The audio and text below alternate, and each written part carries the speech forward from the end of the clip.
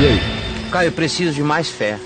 Uhum. Bom dia, Caio. Bom dia. A minha dúvida a respeito de fé. Uhum. Eu acho que ter fé não é uma questão de escolha. Você não pode escolher ter fé. Você pode dizer que tem, mas ter é outra coisa. Devido às decepções que eu tive na igreja, de forma natural e sem revoltas, eu perdi a fé na existência de Deus. Eu não forcei nada, simplesmente aconteceu isso. Então é porque ele nunca creu mesmo, né? Aham. Não, até que eu assisti um vídeo seu, Caio. E não parei demais de assistir. Mudou minha vida. O evangelho passou a fazer sentido, finalmente. Só que ainda tenho dificuldades em crer, em ter fé na existência de Deus. Caio, a fé... 2 perguntas. 3. Caio, a fé é um processo que vai aumentando naturalmente ou devemos correr atrás de aumentar a nossa fé? Ou a fé é um dom dado por Deus e cabe a Ele quantificá-la na gente? Não, a fé é dom de Deus, está dito. Eu não tenho que fazer essa pergunta, não tem e ou. A fé é dom de Deus, é graça de Deus. Segunda coisa, a fé cresce, assim como a vida é um dom de Deus, e a vida não cresce, não evolui, não se desenvolve. A semente não é um dom de Deus. E o crescimento também não vem de Deus, não é dom de Deus, e a semente cresce, vira árvore. Na vida tudo é assim. Tudo. A existência é um dom de Deus. As coisas que existem foram chamadas a existir pela palavra do seu poder. Ele disse, haja e houve. Mas está tudo em crescimento, em evolução, em processo. A palavra de Deus engravida as existências e dá a elas a liberdade do desenvolvimento. Então não é ou para lá ou para cá, é e ou também. A gente vai crescendo, vai desenvolvendo. A fé é um dom de Deus, ao mesmo tempo em que eu a busco. Eu a busco não como algo angustioso, mas eu a busco como uma determinação singela do meu coração de não lutar contra a bondade, a graça, a sublimidade, a beleza, a dor e o que ela produz. Eu me alimento na fé não só quando as coisas fazem cócega, mas a fé mais cresceu em mim quando tudo em mim mais doeu do que jamais. De modo que pensar que a fé cresce quando vai tudo bem é tolice. Geralmente nesses momentos a gente se aliena de tudo. São os apertos, as dores, as angústias que mais espremem o caldo da fé em nós e produzem consistências definitivas no nosso coração. Ao mesmo tempo que também a fé amadurece. E a fé nunca estará completa. A expressão de Paulo que diz: combati o bom combate, completei a carreira e guardei a fé, não se trata de ter guardado algo que ele alcançou e acabou, finalizou e ele preservou num depósito interior. Essa fé que o atingiu um dia, quando ele andava em ódio, na estrada de Damasco, conforme a narrativa de Atos 9, cresceu e evoluiu mais 40 e tantos anos na vida dele. Até a morte dele aos 64, 65 anos de idade. Decapitado em Roma. Evoluiu. Teve mais 38 anos de desenvolvimento, de percepção, de alargamento, de profundidade.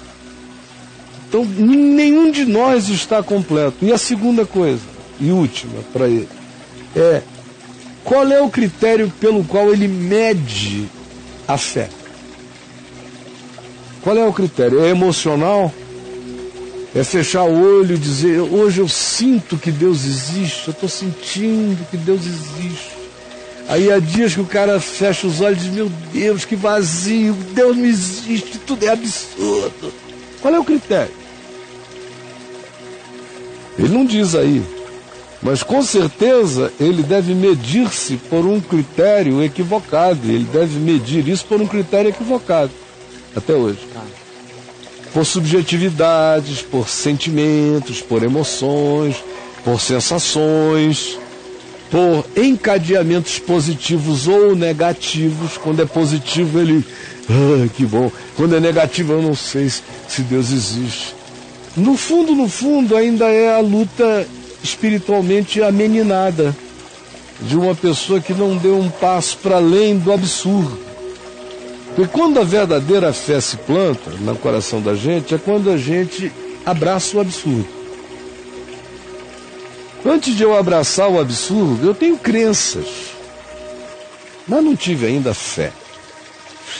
A fé, de fato, só vira fé do lado de lá do Monte Moriá. Depois que Abraão pega o menino, ouve o absurdo, levanta e sai, vai e mata teu filho no monte. Essa história é muito doida. É doida. E o cara levanta e sai. Ainda leva mais 2 servos. Quando avista o monte à distância, diz: ficai aqui, porque eu e o menino iremos, e tendo adorado, voltaremos para junto de vós. Aí ele vai, amarra o garoto, acende o fogo, prepara tudo. Quando vai imolar, o anjo do Senhor grita: Abraão, Abraão, Abraão. O texto é enfático, diz que gritou mesmo, porque Abraão ia passar o cutelo. Absurdo. Agora eu sei que tu temes a Deus, porquanto não lhe negaste teu único filho. Agora sei que tu temes a Deus, porquanto tu não lhe negaste teu único filho. Abraão não teve que imolar seu filho, mas o texto de Hebreus 11 o trata como se ele tivesse oferecido, consumado a oferta. Porque no interior ele consumou, ele só não consumou porque o anjo barrou-lhe a mão. É daí para frente que começa a fé. É daí para frente. Antes disso eu tenho muitas crenças. É só quando eu creio no Deus que ressuscita os mortos e que faz o absurdo se transformar em sentido, é que a fé começou a crescer, a amadurecer, deixar de ser apenas uma erva de vontade desejosa, de crenças instaladas, sabe Deus pelo que na minha alma, e passa a ser algo consistente. Mas nem por causa disso se deixará de dizer: Senhor, ajuda-me na minha falta de fé. Ou Senhor, socorre-me na minha pouca fé. Ou Senhor, alimenta a minha fé porque eu me sinto extremamente enfraquecido, ou a minha consciência anda debilitada pelo meu pecado. Agora, só para concluir mesmo, eu quero te dizer o seguinte: eu já disse muitas vezes, Deus não existe, Deus é. Não trate a Deus como alguém que existe, porque Ele vai deixar de existir para você. As pessoas também têm uma crise enorme com Deus, porque fecham os olhos e imaginam Deus aqui em algum lugar. Deus. Aí eu detesto essas fotos que tem assim, um Jesus enorme segurando a terra. Um Cristo imenso segurando as galáxias. É um negócio pavoroso, dantesco. Para mim é horripilante. Deus não existe. Deus é. Tudo que existe, existe nele. Mas se Deus existisse, Deus seria uma criatura, Deus seria Zeus, Deus seria uma concepção, Deus seria um ente no meio da constelação das divindades aspirantes a um poder maior. Se Deus existisse, Deus poderia também ser inexistido, poderia ser acabado. Deus não morre porque Deus não existe. Deus é espírito. É o espírito indefinível. É aquilo que não tem substância, passível de qualquer detecção em qualquer que seja a dimensão, porque ele é sem estar. Ele é. Ele é espírito. E não é para ser confundido com as nossas melhores emoções, nem com os nossos dias mais radiantes. Ele é. E a fé só se estabelece a partir daí. Agora, ela cresce pelo nosso perseverar na prática do Evangelho, na experiência de Deus, como Jesus disse: pedi e recebereis para que a vossa alegria seja completa. É na experiência cotidiana de vínculo com Deus, onde eu falo, Ele me escuta, Ele me ouve, eu ando com Ele e Ele me atende, não conforme eu pedi, mas segundo o melhor dele para a minha vida, e eu reconheço com gratidão. Aí a fé cresce e ninguém vai contê-la. Mesmo nos dias em que ela parece em nós ter desaparecido, ela está lá, forte, poderosa, para se levantar como um leão na hora certa. Então não se preocupe com a fé, se preocupe em amar. E a fé nunca de você vai desaparecer. Deus te abençoe. Amém. Ele volta aqui, Caio. Na hora que você estava falando com ele, ele escreve assim, não sei se é relevante. É a dificuldade de acreditar na existência mesmo, sabe, Caio? Às vezes eu vou orar e acho que eu estou falando sozinho. Essa é a minha dificuldade. Será que porque me ele falta concebe ver algo o como... que eu falei. Ele concebe aquela coisa que ensina Deus. Deus não está em cima nem embaixo. Deus não está em lugar nenhum. Eu estou falando sozinho mesmo. Eu só não estou falando sozinho quando eu sei que Deus é e que tudo que é nele.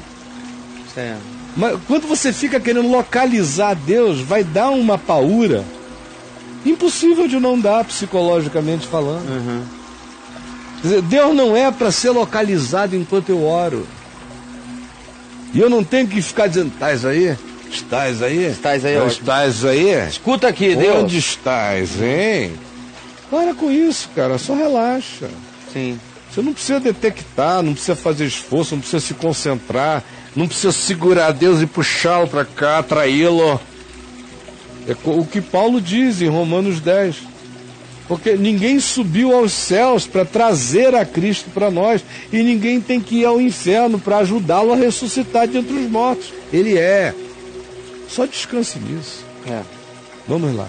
Ele só pergunta assim: será que me falta ver algo como um milagre ou isso é idiotice minha? Aí é coisa de criança. Eu assumi que ele estaria para além dessa fasezinha aí de ver uma mão crescer. Isso é coisa de babaca, né? Então. De infante, de menina que precisa disso. Jesus disse: bem-aventurados os que não viram e creram. Com certeza. Menina que precisa. Se eu não vir, se eu não pegar, se eu isso, não aquilo, ainda está de babador. E aí? De babador? Ainda está de babador. Tá.